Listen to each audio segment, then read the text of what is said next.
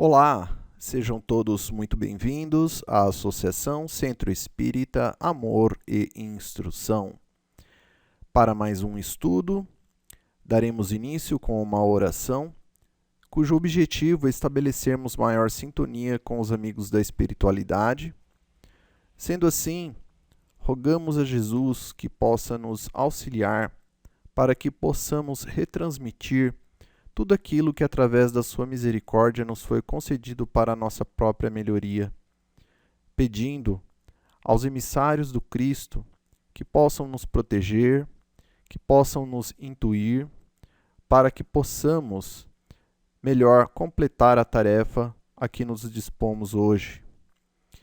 Agradecendo de antemão a Deus por mais essa oportunidade, e que assim seja, graças a Deus e graças a Jesus. Muito bem, hoje o tema do estudo que procuraremos realizar aqui agora é da lei de liberdade. É um tema que julgo particularmente ser muito importante, né, como todos os demais, com uma peculiaridade maior, que é justamente essa questão da liberdade que é tanto discutida hoje, né, que é tanto buscada, né, pelo ser humano, e que se tem uma ideia muito equivocada dela. Então nós vamos procurar então aqui falar um pouco, né, e dar a visão dentro da doutrina espírita que julgamos ser adequada. Bom, esse tema ele está então em O Livro dos Espíritos, uma das 5 obras da codificação espírita, no capítulo 10º da Lei de Liberdade. E iniciamos sempre com uma questão cujo objetivo é fazermos refletir sobre justamente a busca dessa resposta. E então questionamos, o que é liberdade? Bom, no dicionário, né, onde ali encontram-se as explanações, as explicações sobre o significado de uma determinada palavra num idioma, nós vamos ver que liberdade tem duas vertentes complementares e semelhantes. A primeira delas, que diz que liberdade é o estado de pessoa livre e isenta de restrição externa ou coação física ou moral. E a segunda, poder de exercer livremente a vontade. Então, nós vamos observar o seguinte, que esse conceito, então, basicamente exprime uma liberdade absoluta, em que o ser humano pode, então, se manifestar na sua plenitude. Mas aí então Kardec pergunta aos espíritos, na pergunta 826, que está também em O Livro dos Espíritos, a seguinte questão: em que condição o homem poderia desfrutar da liberdade absoluta? Ou seja, dessa da definição que encontramos no dicionário. E que os espíritos superiores então respondem a Kardec: na do eremita do deserto. O que é o eremita? É aquele viajante que por hora passa então pelo deserto, onde a localidade em que ele se encontra não há nenhum ser humano ao seu alcance. É como se ele estivesse só numa região física extremamente grande, em que ali sim ele pode ter essa liberdade absoluta, porque não há ninguém ao seu entorno. Mas nós temos que considerar também que os espíritos eles dão um complemento a essa afirmativa inicial, que é a seguinte. Então, que a liberdade absoluta é somente a do eremita no deserto. Agora, desde que haja 2 homens juntos, há direitos a respeitar e nenhum deles tem mais liberdade absoluta. Então, isso é muito importante, é um ponto crucial e que todos que levantam o nome da liberdade, né, para tentar fazer aquilo que bem entendem, se esquecem e que devemos nos lembrar que, uma vez que não estejamos mais sozinhos, né, como se fôssemos um eremita no deserto, ou seja, em que não há ali nenhuma pessoa ao nosso lado, e que passemos então a ter um relacionamento, né, com outro ser humano. Ali então, essa concepção de liberdade, né, de se fazer o que se pensa, o que se quer, o que se queira fazer, ele já não existe mais, né? E veremos o porquê mais adiante.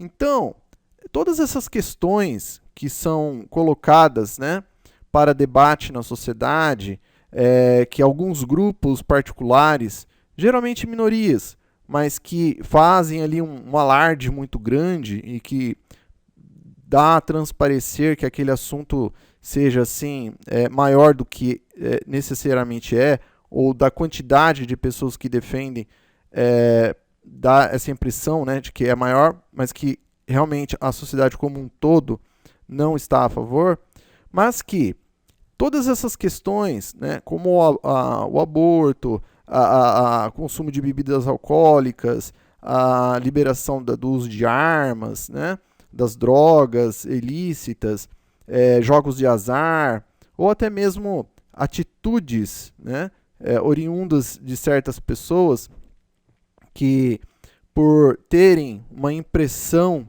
de liberdade, né, como certos motociclistas que, claro, foram bombardeados muitas vezes por filmes e concepções de que aquele meio de transporte representa uma liberdade e que pode fazer o que quiser, né? E alguns acabam, infelizmente, cometendo aí alguns atos equivocados perante outros, né? Batendo num retrovisor de propósito, algo assim. Bom, mas a questão nenhum desses assuntos necessariamente é o que se deveria se tratar em primeiro lugar. Por incrível que pareça, a questão não é nenhum deles, e sim o que se tem noção sobre liberdade. Porque todas essas vertentes colocam, né, para que elas se imponham sobre a bandeira da liberdade. Mas, como foi dito, só há a verdadeira liberdade quando se está totalmente só.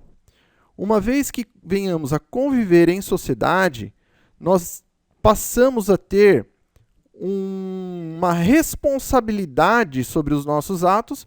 Por quê? Porque esses nossos atos influem no próximo. Podem colocar em risco a integridade física e moral do semelhante. Então, há ali o quê? Já uma contingência nessa liberdade. Então, a liberdade real é aquela em que há a responsabilidade. Só há liberdade genuína se ela for acompanhada de responsabilidade. Até mesmo porque, como foi dito, nós vivemos numa lei de sociedade.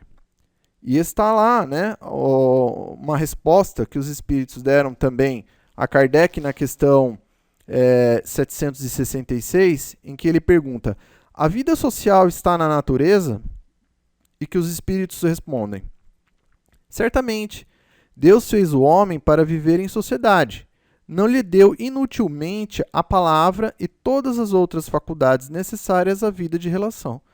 Ou seja, Deus ele não nos concedeu diversas ferramentas, como os sentidos da fala, da audição, da visão, etc., para que nós simplesmente a tivéssemos só para nós. né? De forma alguma.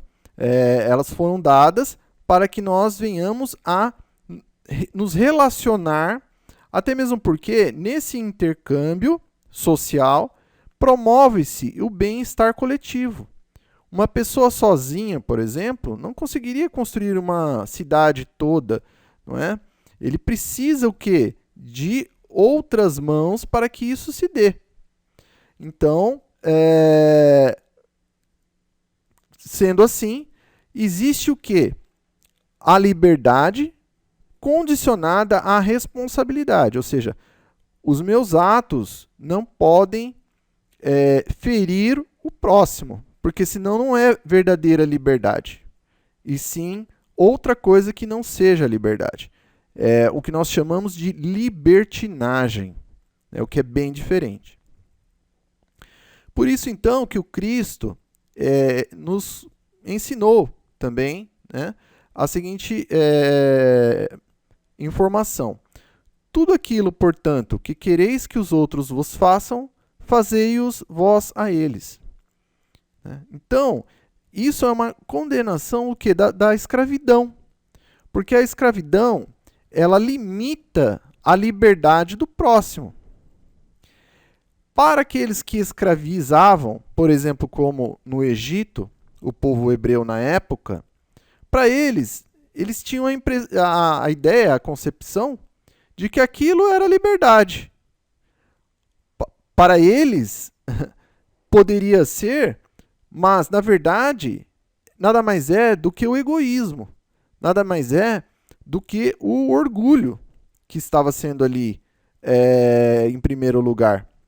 Ou seja, o egocentrismo de ver somente os seus interesses, se esquecendo dos interesses, ou seja, da liberdade do povo que estava sendo escravizado. Então, isso não é liberdade.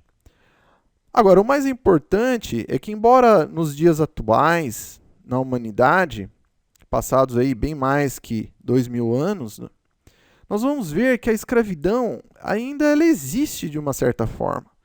Não necessariamente física, embora haja em alguns pontos ainda do planeta certos casos de escravidão no sentido físico, mas nós vamos ver que a escravidão hoje ela é no sentido moral. Nós vamos ver ali em diversos casos na sociedade, quando um patrão coage um funcionário a efetuar determinadas atitudes, até mesmo em que esse funcionário não concorde, não é? Pessoas ricas, industriais, banqueiros, empresários aí que se utilizam da máquina pública através do lobbying e outros mecanismos para influenciar políticos, compram políticos, né, para retirar direitos trabalhistas da classe trabalhadora. Né. Isso nada mais é do que uma espécie de escravidão, né, uma semi-escravidão. Até mesmo a distorção das notícias, grupos empresariais que detêm o controle da mídia de grande porte, que propositalmente comandam a informação para que possam proteger os seus interesses e de alguns privilegiados. Isso também é uma espécie de escravidão. Mas e a liberdade, então, de pensamento e consciência, né? Possui o homem a liberdade de pensar? Nós vamos ver que, claro, certamente. Né? Sim, nós temos. E isso é muito simples. Basta refletirmos um pouco sobre nós mesmos que nós vamos ver isso, que nós pensamos aquilo que queremos. Né? Isso não é nenhuma novidade. A questão aqui que nós temos que nos perguntar, e aqui dentro da doutrina espírita, dentro do Evangelho de Jesus, que nada mais é do que as leis de Deus inteligíveis para nós, é a seguinte: aquilo que eu penso, eu posso pensar? Sim, né? Eu posso tudo, eu posso fazer o que eu quiser. Agora, será que esse pensamento ele está dentro das leis de Deus? Por isso que Paulo ele nos ensinou essa mensagem que está na tela. Tudo me é lícito, mas nem tudo me convém. Então, ou seja, há alguns pensamentos que não me convêm, porque eles não estão dentro das leis de Deus. Pensamentos de ódio, ou de intolerância, ou de vaidade, enfim, qualquer um que não esteja de acordo com a lei de amor, ela é um pensamento que não me convém. Mas por que não me convém? E aqui, então, vem a questão, né, que já até mesmo que a gente já pode previamente responder, que é a seguinte: como na liberdade física nós temos a liberdade absoluta de pensamento, então, basicamente, nós já respondemos, né? Não necessariamente. Por criação de Deus, sim, nós somos livres para fazermos o que bem entendermos, seja fisicamente, seja moralmente. Porém, nós vamos ver, conforme vamos vivendo e aprendendo, de que nem tudo me convém, nem tudo é bom para mim. Por quê? Existe uma lei de ação e reação, de causa e efeito, né, que ela justamente faz com que nos mostre o que está dentro das leis de Deus e o que está fora dela. O que estiver fora vai nos causar sofrimento e o que estiver dentro das leis de Deus vai nos causar, então, a felicidade, que é aquilo que nós buscamos. Então, o pensamento, né, ele também não é totalmente livre. Né? Nós não somos totalmente livres. E o Cristo, ele nos explica através desse outro ensinamento aqui. Quando ele diz, olha, aprendeis que foi dito aos antigos, não cometereis adultério. Eu, porém, vos digo que aquele que houver olhado uma mulher com mau desejo para com ela, já em seu coração cometeu adultério com ela. Ou seja, na primeira lei de Moisés, se considerava adultério tudo aquilo que era estritamente físico. Ou seja, um relacionamento, nesse caso aqui, sexual, físico. Já Jesus vem e amplifica a questão do equívoco, já colocando o seguinte, já num sentido mais moral. Olha, se você olhar para uma mulher, né, com mau desejo para com ela, vamos supor que aqui você seja casado, né, então há ali um equívoco, você já cometeu adultério com ela, ou seja, em pensamento, é como se você já efetivasse aquela ação. Isso é uma realidade, porque nós vamos perceber o seguinte: todo e qualquer delito que um ser humano cause fisicamente, execute ela na matéria densa, né, ele teve um planejamento anterior. Por menor que tenha sido, seja de um segundo, ou seja de um minuto, ou seja de uma hora, ou de 10 dias, ou de um dia, ou de um ano, ele primeiro passou pelo pensamento. Então, vou desrespeitar lá o patrão, né? Ou vou fazer uma traição, né? Ou uma atitude de impiedade para com alguém. Tudo isso passou antes pelo pensamento para que depois, aplicando-se então o livre-arbítrio, esse espírito tenha efetivado na matéria tal ação. E tem um outro ponto aqui, né, que para nós entendermos o porquê que o Cristo ele nos disse que nós não deveríamos pensar no mal, porque existe até uma explicação científica que é a seguinte: o pensamento ele é matéria.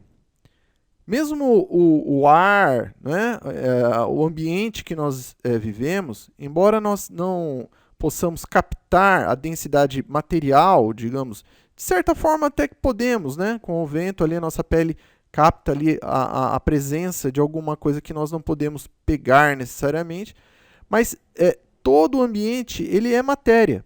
Né? O ar rarefeito ele é uma matéria menos densa. E o pensamento é menos denso ainda do que essa matéria que nós estamos. Mas isso não quer dizer que o nosso pensamento ele não crie formas de pensamento, que ele não crie, vamos dizer assim, se esse pensamento é ruim, ele vai se irradiar e ele chega até a quem foi destinado. Então, dependendo do caso, se esse que é o destinatário desse pensamento ruim, pode ser atingido, caso haja ali uma recepção por parte dessa pessoa encarnada, não é? Ou até mesmo desencarnada. Então, está aí também a prova do porquê o Cristo ele nos amplificou essa questão do pensamento como também uma possibilidade de equívoco que nós possamos cometer, né? Não somente fisicamente, mas também através do pensamento, que também é físico, mas menos denso, digamos assim. Ou seja, o que nós vamos observar aqui é justamente isso, que, sim, poder todos nós podemos, tanto cometer um ato físico quanto moral, através do pensamento. Porém, não nos é algo bom se o fizermos quando não esteja dentro das leis de Deus. Então é algo que nós devemos aí pensar, refletir, para que nós não venhamos posteriormente a ter que reparar um mal e até mesmo aprender com ele, né, que o objetivo é esse, para que possamos evoluir, mas só que por um caminho mais difícil, né, um caminho mais sinuoso, né? Então, por isso que o Cristo ele nos recomendou o orai e vigiai. Justamente para que, quando nós venhamos a orar, nós nos elevemos o nosso pensamento para que nós venhamos a nos proteger justamente de nós mesmos, das nossas fraquezas, das nossas deficiências morais. O vigiai é justamente esse conhecimento dessas nossas mazelas para que nós possamos trabalhá-las e evoluirmos interiormente, efetuarmos a nossa reforma íntima. E por isso que o Cristo ele nos deixa claro, o espírito está pronto, mas a carne é fraca. Ou seja, aquele que está encarnado está sujeito a essas dificuldades, né? Embora muitas vezes o espírito já esteja um pouco mais maduro, né? Então o viver na carne, ou seja, na matéria, ele traz assim uma provação muito grande e que o espírito então deve estar atento a si mesmo, através do orar e vigiar, justamente para não de repente cair em si mesmo, né? Não aproveitar a encarnação, não evoluir. Mas se eu pensar o que eu quiser, por exemplo, seja algo bom ou ruim, ninguém vai saber, então não tem problema. Será mesmo? Né? Será mesmo? Os espíritos desencarnados certamente vão saber. Os espíritos desencarnados, melhor dizendo, eles têm uma vantagem sobre os espíritos que estão encarnados, que é o seguinte: como eles estão no mundo espiritual, onde a matéria ela é mais rarefeita, e o espírito é essencialmente moral. Então, qual a linguagem do espírito? Não é essa nossa articulada, falada, né, pela boca ali, através da movimentação da língua, enfim, dos mecanismos que fazem com que a comunicação seja emitida. A linguagem é o pensamento.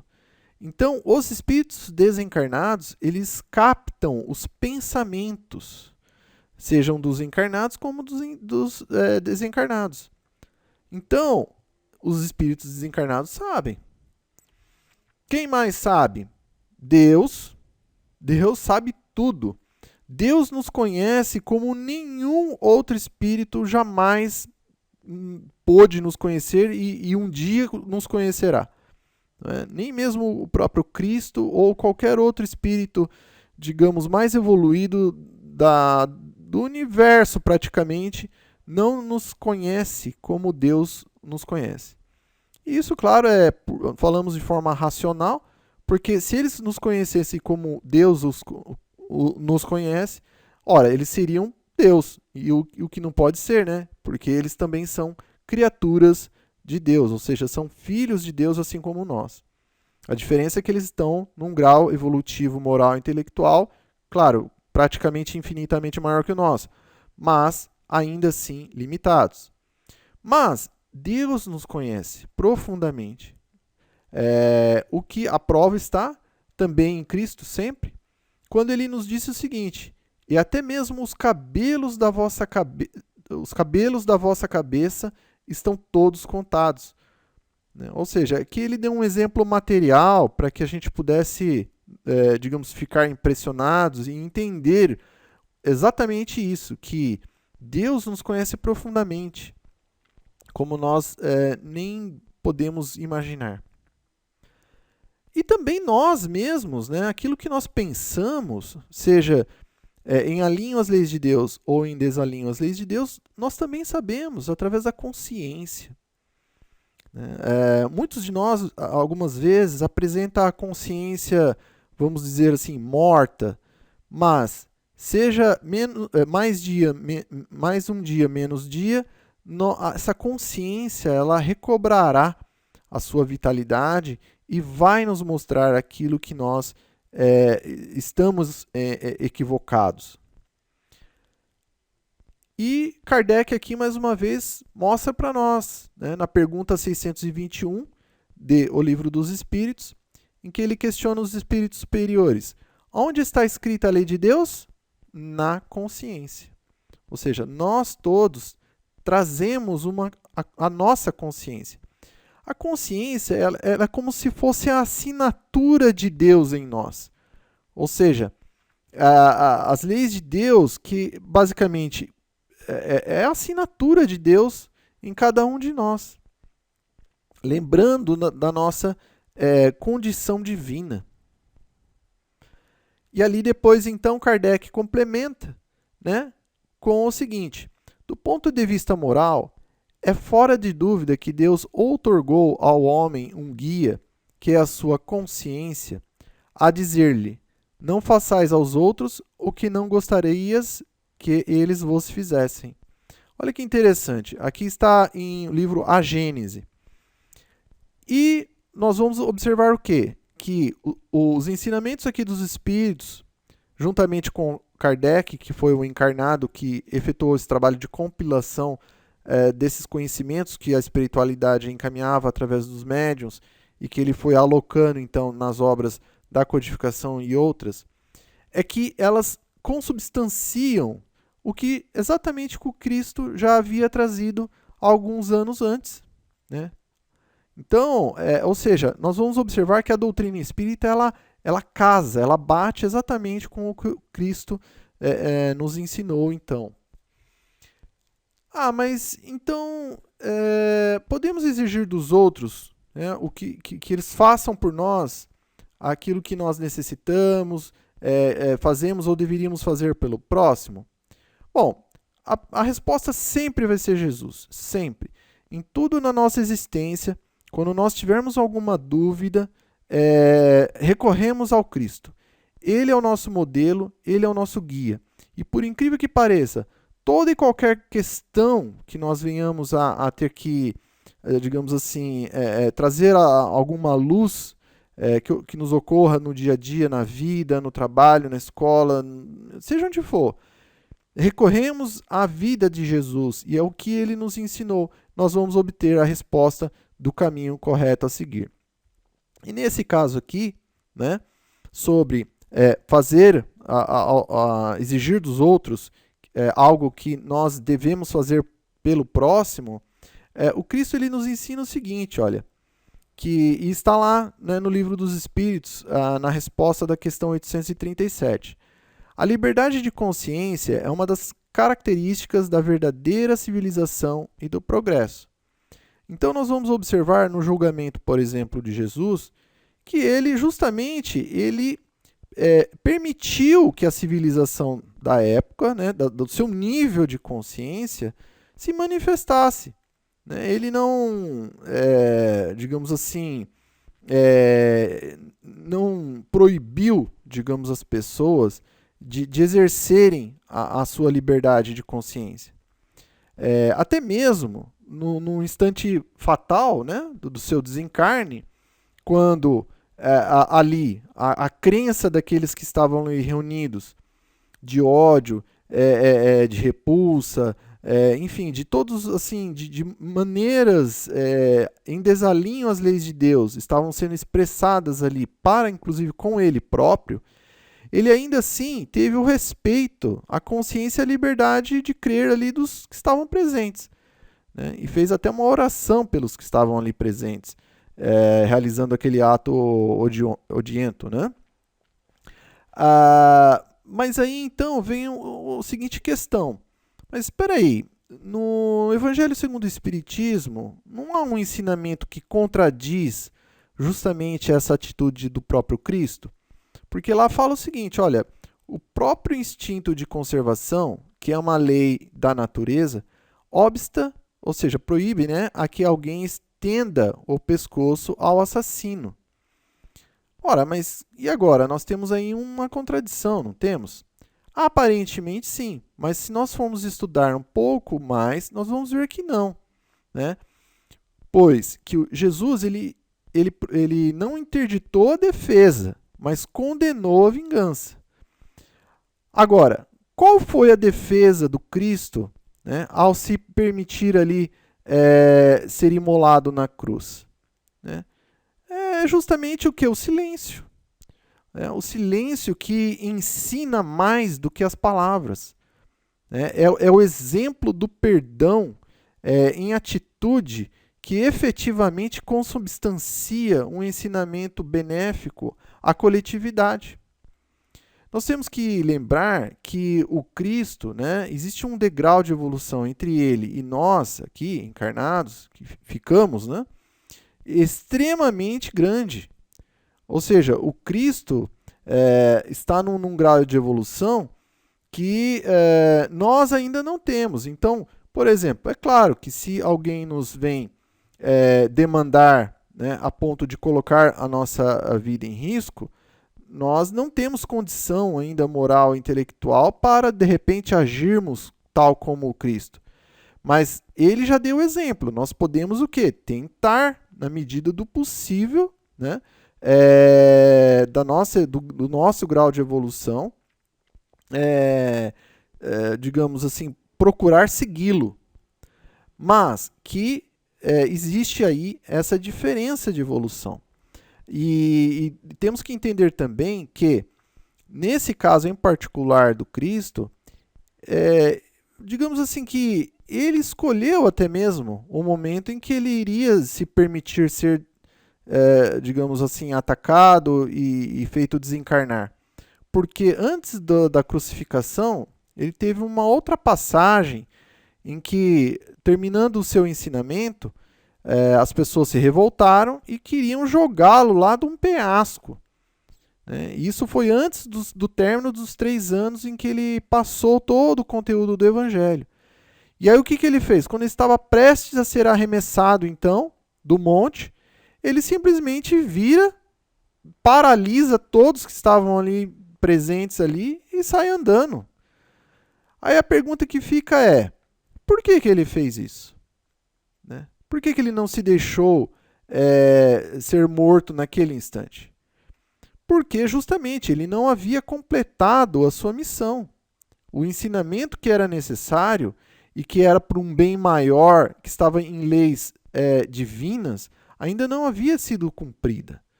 Então, ele utiliza-se do seu, digamos assim, cabedal moral, né? E através do seu amor, do seu magnetismo, que era amor puro, né? Que é, digamos assim, tão forte a ponto de paralisar, né? Espíritos ali ainda muito embrutecidos, e ele não se deixa desencarnar naquele momento. Ele completa um pouco mais o seu ensinamento, e aí sim, quando ele vê que ele já havia passado o que era possível no momento, ele então permite que haja o seu desenlace porque que aconteceria de uma hora ou outra, enfim, devido à nossa ignorância, que era muito maior naquela época.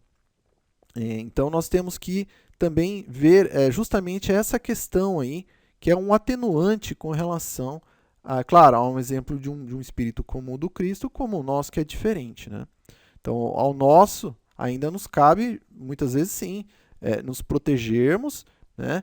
Claro, com civilidade, né? Ou seja, hoje nós temos instituições neutras, que é o poder policial, que é o poder judiciário, para fazer essa nossa proteção, essa nossa integridade do nosso bem-estar físico e moral, né? Nós não devemos retroceder a algumas centenas de anos atrás, a época da barbárie, onde a lei era feita de forma individualista, né? Era de uma forma, vamos dizer assim, pessoal, né? O que seria um retrocesso muito grande.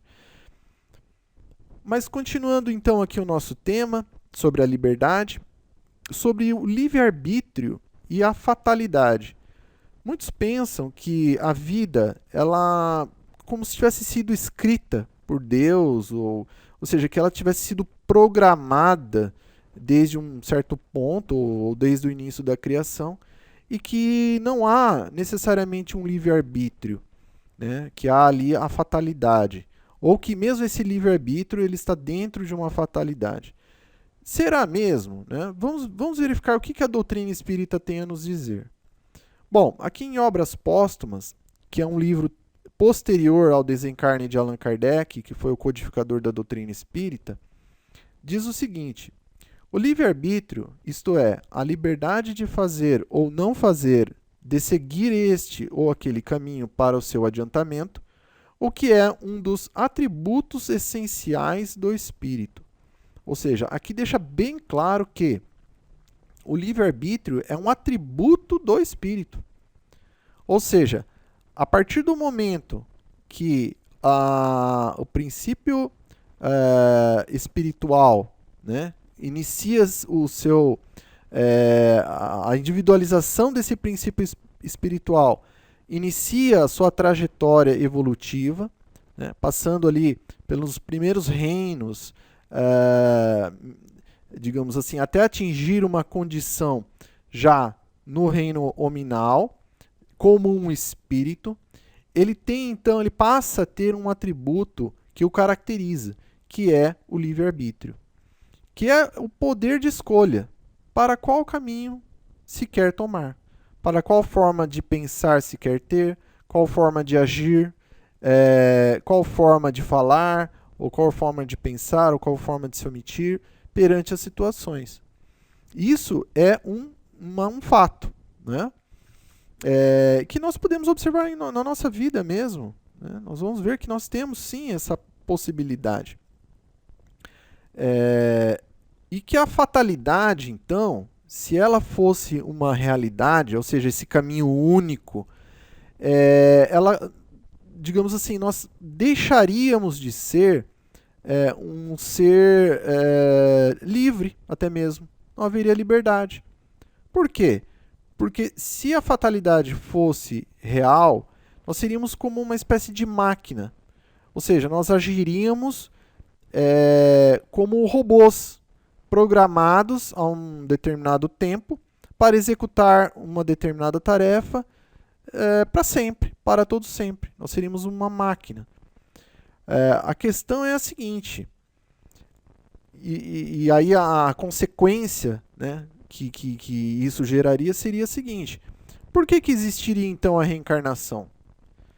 Não seria necessário, porque se nós fôssemos então algo que obedece a uma fatalidade de como agir, de como pensar, nós não precisaríamos da reencarnação para repararmos equívocos cometidos, porque até mesmo não haveria equívocos, né? Não haveria até mesmo o que era certo ou o que era equivocado. Tudo seria uma coisa só. Então, a reencarnação ela deixaria de ter sentido. Além do mais, e aqui mais assim relevante, O homem ele não teria mérito ou demérito com o resultado de suas ações. Ou seja, independente do que fosse feito, que mérito aquela pessoa teria? Não foi uma escolha individual, foi uma escolha de algum outro ser, digamos assim, que já programou naquele espírito o que deveria ou não ser feito. Então não haveria mérito, né? Além do mais, nós temos que ver uma questão importante também, que é justamente o desenvolvimento desse livre-arbítrio.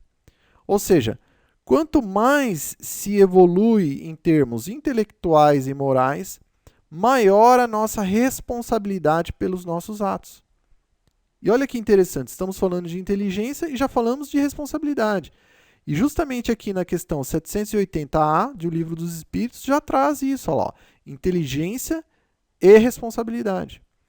E o Cristo, como sempre, nos aclara sobre a questão, quando ele disse o seguinte, olha, a quem muito foi dado, muito será pedido. A quem muito foi confiado, muito mais será exigido. Isso está em Lucas, né, o apóstolo Lucas, no capítulo 12, versículos ali 4 até o 8. Então, isso é uma realidade até mesmo no nosso dia a dia. Conforme um ser humano cresce, se desenvolve, trabalha, estuda, ora, uma função que ele executará na sociedade certamente demandará deste maior responsabilidade do que aquele que, porventura, tudo bem, cresceu, mas talvez não tenha oportunidades de ter o estudo ou de não ter, digamos assim, uma intelectualidade, uma moral maior. As funções que ele vai cumprir terá uma responsabilidade menor. Aí, traçando um paralelo, né, seria basicamente isso. Então, está aí uma prova, né, do mundo material, consubstanciando até mesmo um ensinamento relativo aí a nós no sentido moral também. Existe, né, como nós já vimos, então, o livre-arbítrio e a liberdade, que é de se fazer, né, o que quiser. Porém, como sempre, será que me é lícito fazer? Será que é bom para mim? Será que é bom para o próximo que eu faça determinada coisa? Né? Nós vamos ver que não é bom. E ainda que exista a nuvem de testemunhas, como dizia Paulo, que nada mais são do que os espíritos que estão no plano espiritual e que acompanham ali toda a humanidade encarnada, existe também a interferência desses espíritos, né, no mundo corpóreo. Então, o livre-arbítrio é pleno e a criatura pode acolher ou não a sugestão desses espíritos. E aqui, então, nós vamos falar justamente então, sobre essa questão que existe, que é a comunicação que se dá entre espíritos desencarnados e encarnados. Então, aqui nessa figura que nós estamos vendo na tela, né, o nosso irmão aqui que tem o seu livre-arbítrio, que teve a sua liberdade, está utilizando não muito bem, né, porque está colaborando ali para a destruição do seu corpo, no sentido da ingestão aí, de, digamos, substâncias que com o tempo vai danificando a sua máquina, o seu organismo físico, e que há os espíritos ali bondosos, espíritos familiares, ali à esquerda, superior, que vem justamente procurar intuir esse encarnado, que vem auxiliá-lo com bons pensamentos, até mesmo com bons sentimentos, para que ele possa, de repente, sair dessa condição, para que ele possa se melhorar, procurar um caminho melhor. Claro, então, para que nós tenhamos a certeza de que, da mesma forma que, por exemplo, um encarnado, um parente nosso, um amigo, alguém de uma instituição religiosa, enfim, que também venha a tentar conversar com esse irmão aqui do exemplo, no sentido de auxiliá-lo na saída desse vício, esse não é obrigado a acatar. Então, assim como não é obrigado a acatar um encarnado, também não se é obrigado a acatar um desencarnado. Então, ou seja, há sim um trabalho feito, realizado, mas que isso não tira o livre-arbítrio daquele que está recebendo essas informações, sejam elas que estejam vindo do plano espiritual ou até mesmo de algum outro encarnado. A fatalidade mesmo, ela existe na consequência do ato, né? Então, ou seja, e ela se faz presente mais também no plano material, ou seja, então, por exemplo, esse exemplo que foi dado recentemente aqui do irmão, né, consumindo alcoólicos. Existe a primeira consequência, que é uma fatalidade, que é o desgaste orgânico, que pode gerar doenças ao seu corpo físico, que ele será necessário tratar aqui ainda na matéria, mas o fator mais agravante é justamente o resultado dessa sua escolha que ele vai colher no plano espiritual. Então, quando houver o desencarne desse espírito, ele vai verificar que no plano espiritual houve ali uma lesão maior, que é a lesão do seu perispírito, né? Ou seja, e até mesmo as dificuldades que ele trará consigo mesmo no sentido espiritual moral, né? Ou seja, todas as atitudes que decorreram da escolha dele ali, que impactaram outras vidas no sentido negativo, não somente a dele, mas como dos demais, muitas vezes a começar pela família, amigos e sociedade também, de repente tendo problemas depois no trabalho, enfim, tudo isso fará com que no plano espiritual há uma maior então implicação sobre isso. O importante aqui é frisar que nós estamos citando esse exemplo não no sentido de trazer culpa a porventura alguém que esteja assistindo essa palestra ou até mesmo julgamento. Não é esse o objetivo. Mas trazermos ao lume uma realidade, que é o que efetivamente ocorre.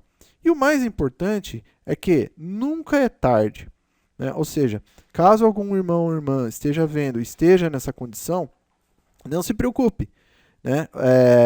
Estamos falando de liberdade, né? De livre-arbítrio. Nós não somos obrigados, uma vez que tenhamos escolhido um caminho, a nos mantermos nele para sempre. Nós ainda temos a nossa liberdade de escolha, de mudança para melhor, né? de tomar, através do nosso livre-arbítrio, um outro caminho. Quantos e quantos exemplos daqueles que iniciaram uma encarnação tomando o caminho contrário às leis divinas, mas que durante esse processo descobriram um outro caminho e mudaram, e se tornaram espíritos até mesmo muito grandes, né? Vejamos o próprio exemplo do apóstolo Paulo, que de perseguidor de cristãos passou a ser o maior apóstolo do Cristo, praticamente, né? Então, a liberdade, ela somente existe, né, quando, através do nosso pensamento, nós permitimos que passe pela nossa consciência e, depois disso, ela se permite ser executada, digamos assim, sendo emanada por nós através do livre-arbítrio.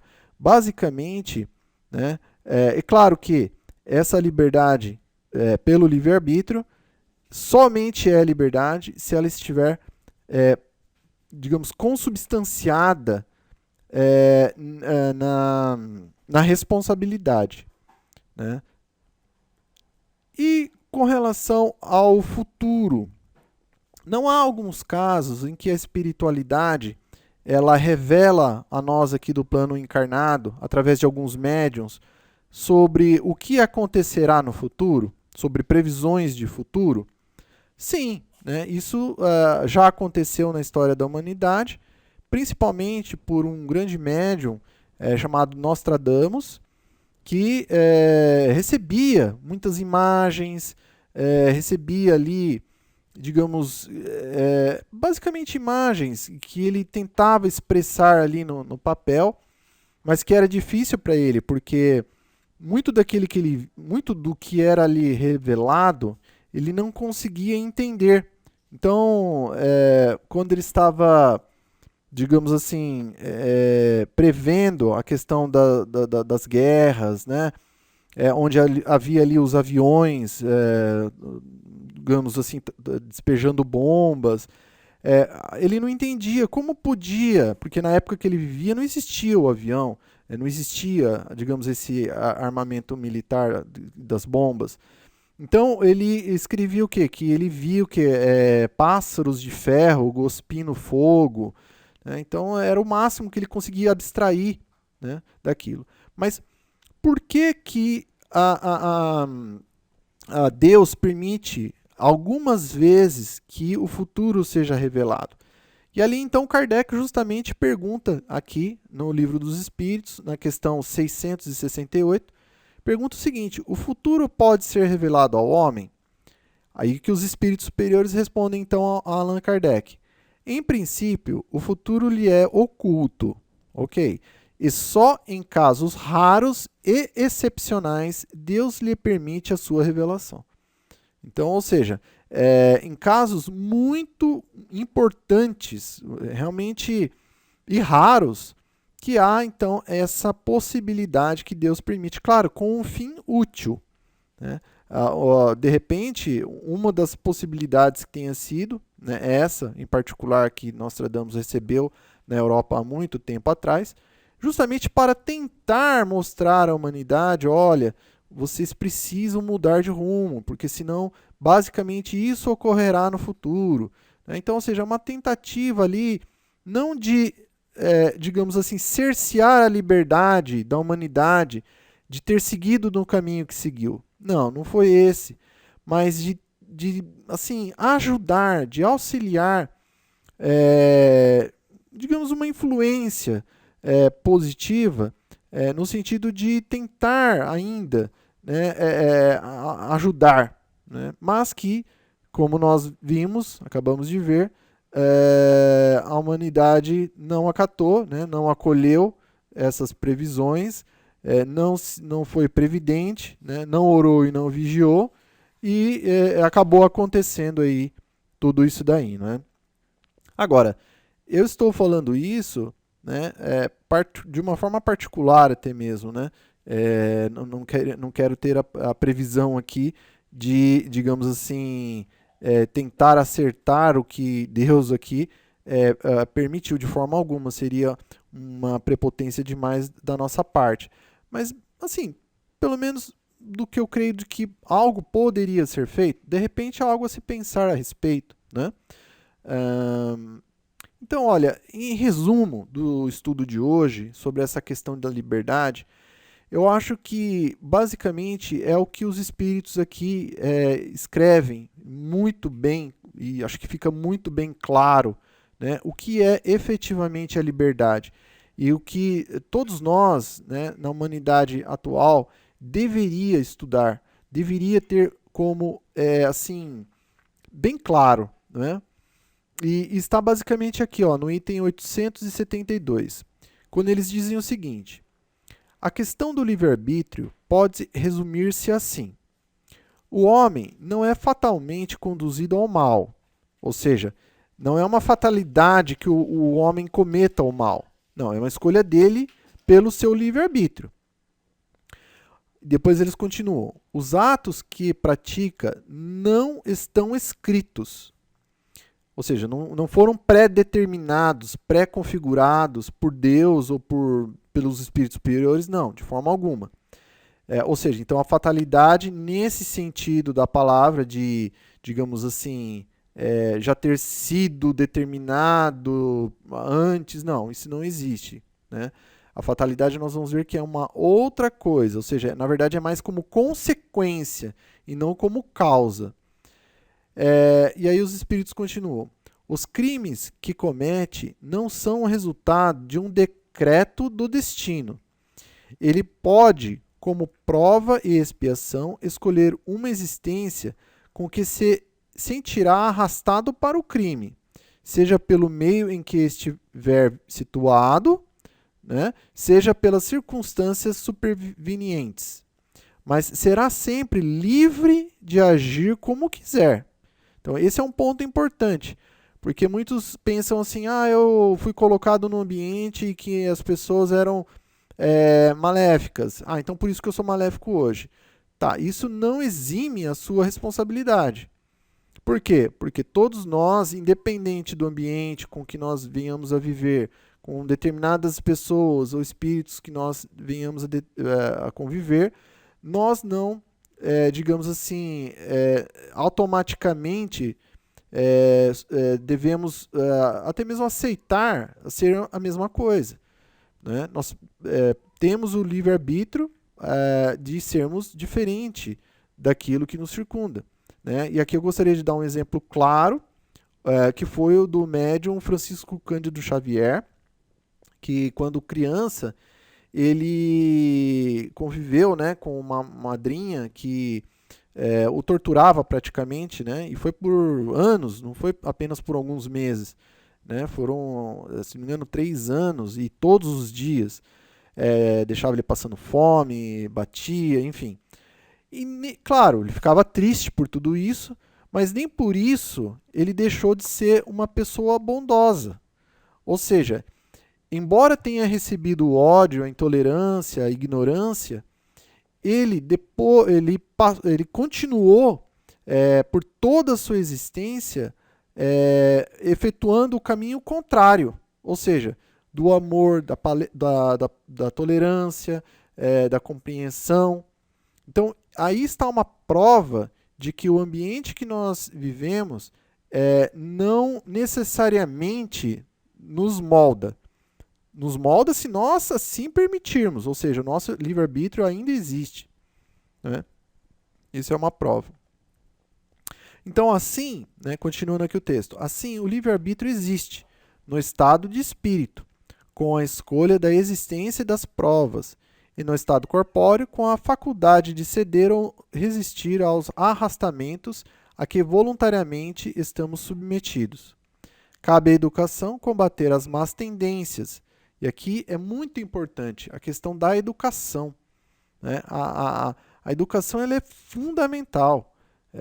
Sem a educação não há um esclarecimento dos espíritos, sejam eles encarnados ou desencarnados. Cabe à educação, então, combater as más tendências, e a ela o fará de maneira eficiente quando se basear no estudo aprofundado da natureza moral do homem, pelo conhecimento das leis que regem essa natureza moral. Chegar-se-á a modificá-la, como se modificam a inteligência pela instrução e as condições físicas pela higiene. Então, eu acho que resume muito bem aqui o que necessariamente a verdadeira liberdade. E aqui, então, trazemos um quadro, né, referente aí a essa questão da liberdade, que ela está intrínseca também com relação à reencarnação e à evolução, né, a lei de evolução.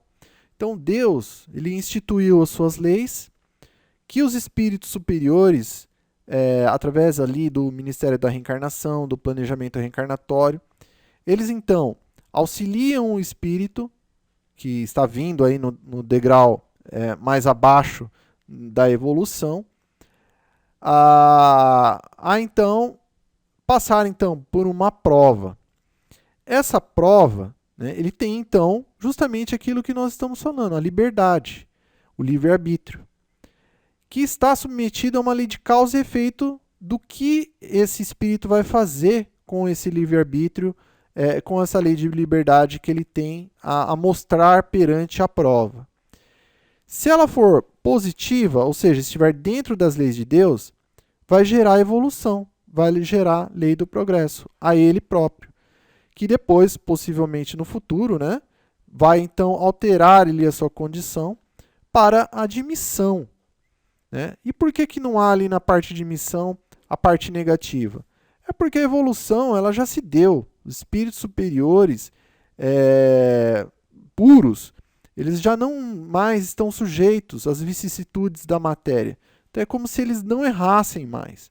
Né? Embora, ainda assim, há para eles o livre-arbítrio e a lei de liberdade, né? Ou seja, e que depois, então, segue aí para a felicidade.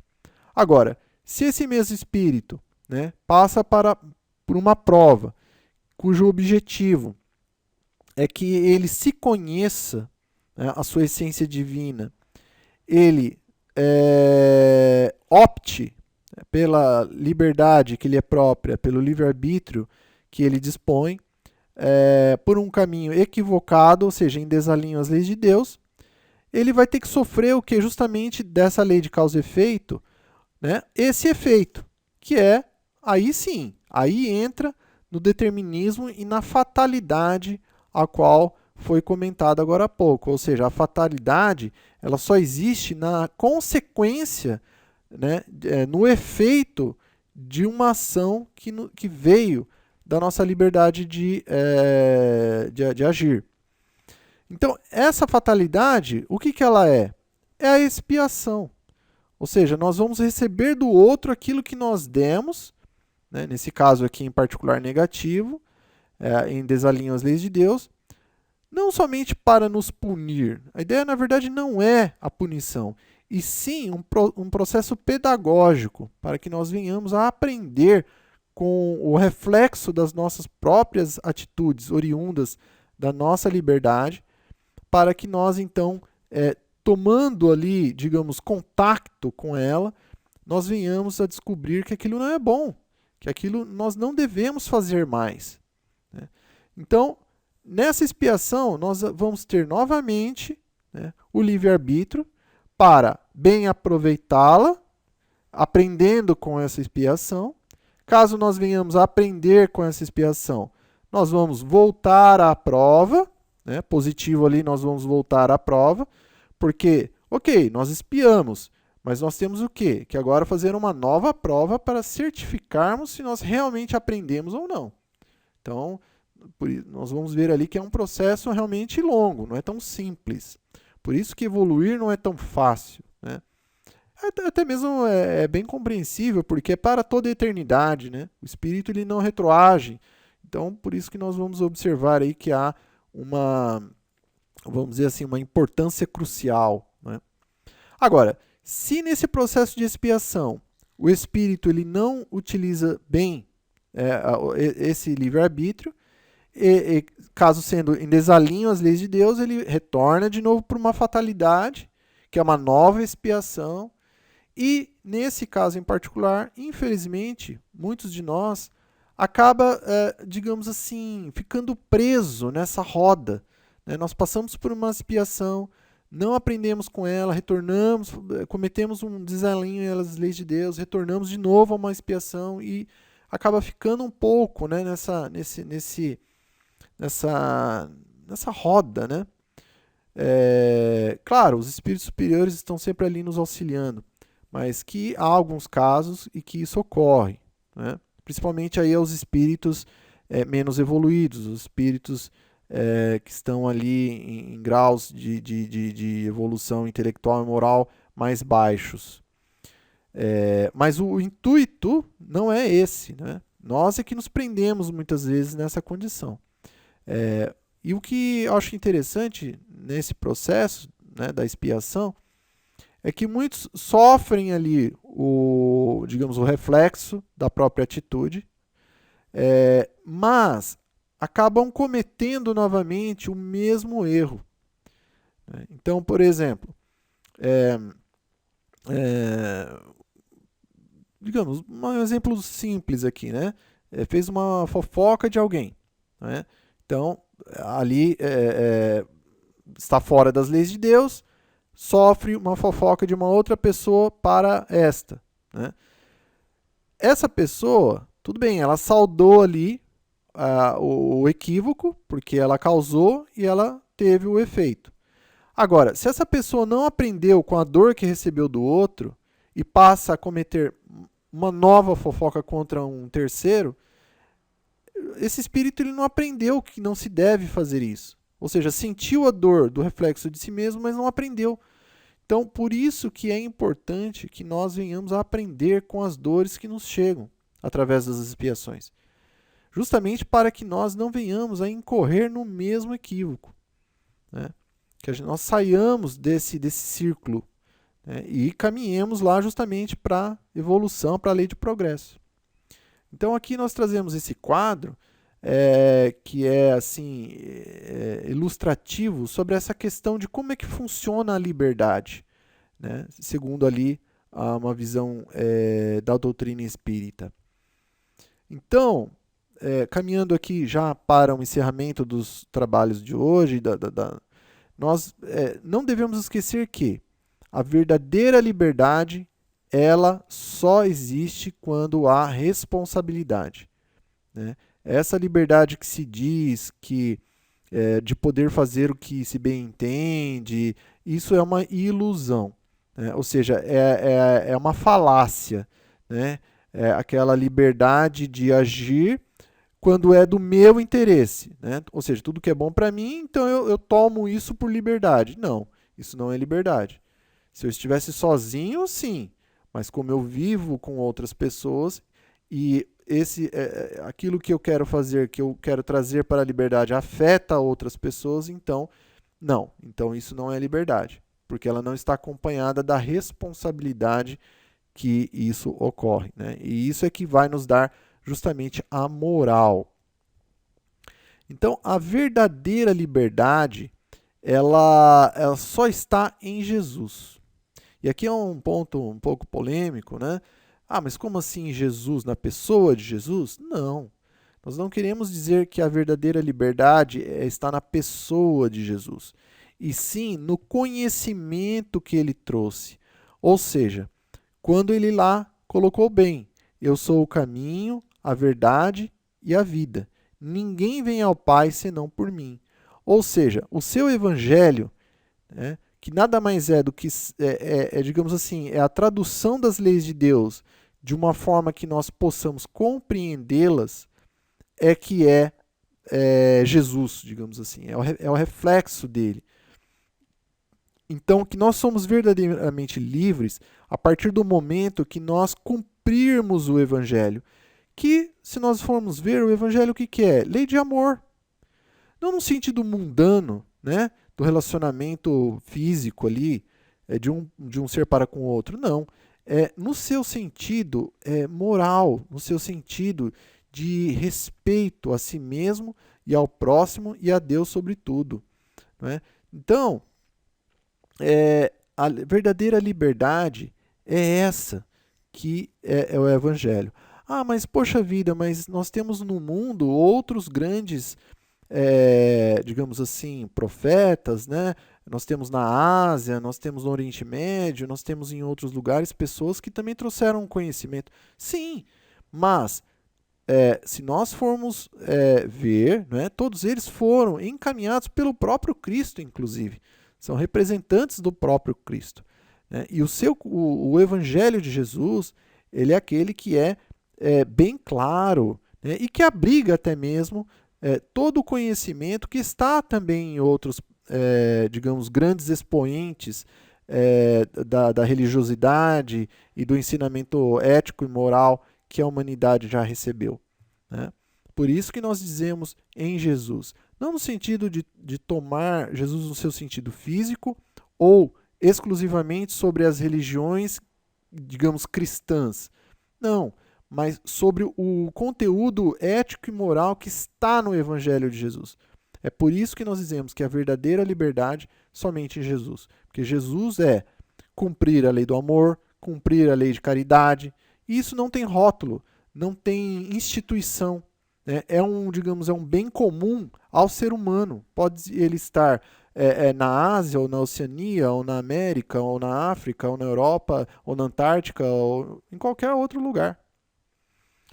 Para sermos, então, verdadeiramente felizes, que é tudo aquilo que nós queremos. Ou seja, sermos livres e responsáveis e sermos felizes. Tá ok? Então é isso que nós tínhamos para passar hoje, né? Nós desejamos muita paz para todos. Queremos agradecer, né, por estarem aqui conosco até o final dessa explanação, desse estudo. gostaríamos de passar alguns pequenos breves recados, melhor dizendo. Utilizamos sempre ali o Evangelho segundo o Espiritismo, que nos dá força, que nos dá instrução, compreensão. Alguns recadinhos aqui. As imagens utilizadas nessa apresentação, elas foram colhidas da internet, consideradas de uso público, direito autoral e copyright livre. Caso alguém encontre alguma que não seja, por favor nos avise no e-mail que está na tela. Assim como alguém, caso encontre algum erro doutrinário ou gramatical, que por favor também nos encaminhe no e-mail para que possamos realizar as correções. E, por fim, vamos encaminhar então a nossa oração final, deixando aqui como dica alguns palestrantes e oradores espíritas que nós conhecemos aqui na internet e que nós, após uma análise do seu conteúdo doutrinário, de consolo e instrução à luz da doutrina espírita, digamos assim que passaram por esse nosso crivo, não que ele novamente queremos tomar como o da doutrina espírita sobre nós de forma alguma, mas que, pelo menos de forma pessoal, nós acreditamos que tem um embasamento adequado e que nós recomendamos, caso alguém queira conhecer outras visões, até mesmo sobre o tema que esses palestrantes, que esses oradores possam apresentar, possam lá, basta digitar no Google, ou no YouTube, para quem quiser ver o vídeo, essas suas palestras, tá ok? Então nós gostaríamos então de agradecer a todos mais uma vez. Vamos então fazer a nossa oração, agradecendo a Deus por mais essa oportunidade, agradecendo a Jesus por nos ter permitido estar aqui hoje, aos Espíritos que em nome do Cristo atuam perante nós. Nós queremos também agradecer pela proteção, por ter todos eles, o Cristo e esses Espíritos, terem acolhido a nossa vibração inicial dessa palestra, de ter nos protegido, de ter nos intuído, de ter nos auxiliado no que puderam, para que esse trabalho pudesse ser completado. Nós gostaríamos muito mesmo de rogar a Deus que possamos estar aqui numa próxima oportunidade e darmos continuidade. Agradecemos mais uma vez a todos, que assim seja, graças a Deus e graças a Jesus.